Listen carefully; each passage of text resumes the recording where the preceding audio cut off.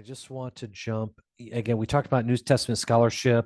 I just want to add, I know I've asked this in all my interviews. This is going to be my last question talking about New Testament scholarship.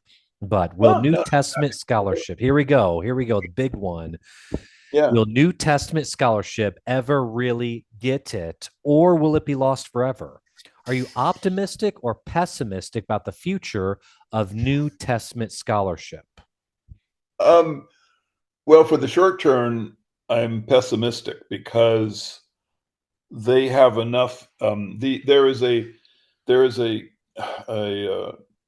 confluence of the need of existing New Testament scholars to protect their turf, and in many cases, this is financially required. They can't contradict their PhD thesis or the works that they have done because that's how they make their living. That would be just the kind of secular New Testament scholars, and then of course the Christian New Testament scholars. It's a matter of faith, so Mhm.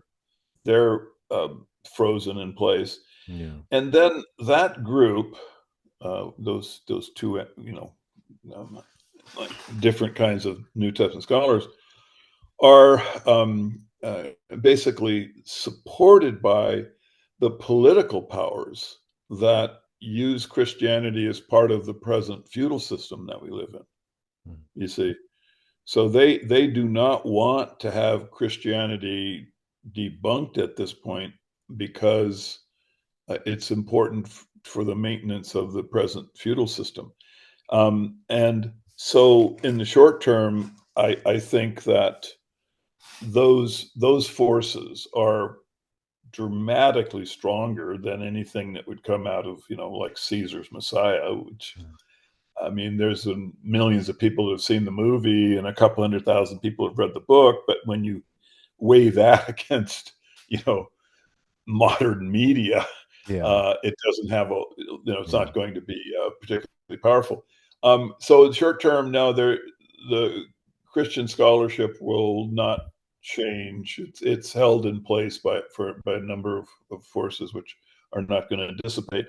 But in the long term, I think eventually um, Caesar's Messiah, an analysis like that, because you have to look at Caesar's Messiah as really just part of the process by which humanity will free itself from the influence of false narratives, and Christianity is just one of them.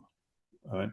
So all of these things are being scrutinized. The political sort of method of controlling us through history um, is under attack, and I think that the human mind, being what it is, will ultimately free itself of and become skeptical about the narratives that are given to us. And once that's a widespread position, um, then Christian scholarship will have the transition that you're kind of wondering if will ever occur. It will occur following the transition to mass skepticism.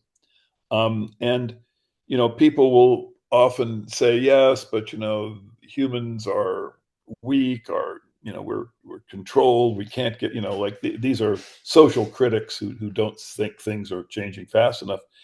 And I would just point out that I have never seen anyone, not a single person, who sort of came out of the darkness of the historical narratives that are you know held in place and promoted to maintain our present feudal system. I've never seen a single person who came to the point of skepticism who went back into the darkness. Every single time someone gets to the point of skepticism where they're criticizing the historical narratives, they never go back. I mean, it's as though they are completely resistant. As I hate to use the expression because I'm not a big proponent of them, but they are vaccinated against Yeah. propaganda. You Uh-huh. see, so that would be my long term position. Is that um, we're in sort of the second enlightenment. I mean, you had the first one, which was very useful and made, big changes in our, sort of understanding of ourselves. Mhm. But obviously it didn't go far enough, and the second feudal system was able to be established.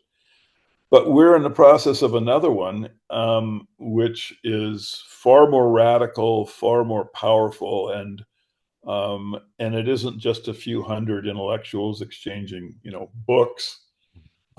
It's everyone. I mean, think about your podcast. I mean, it's Yeah. just it's another way in which the new enlightenment can basically uh, free us from the second feudal system.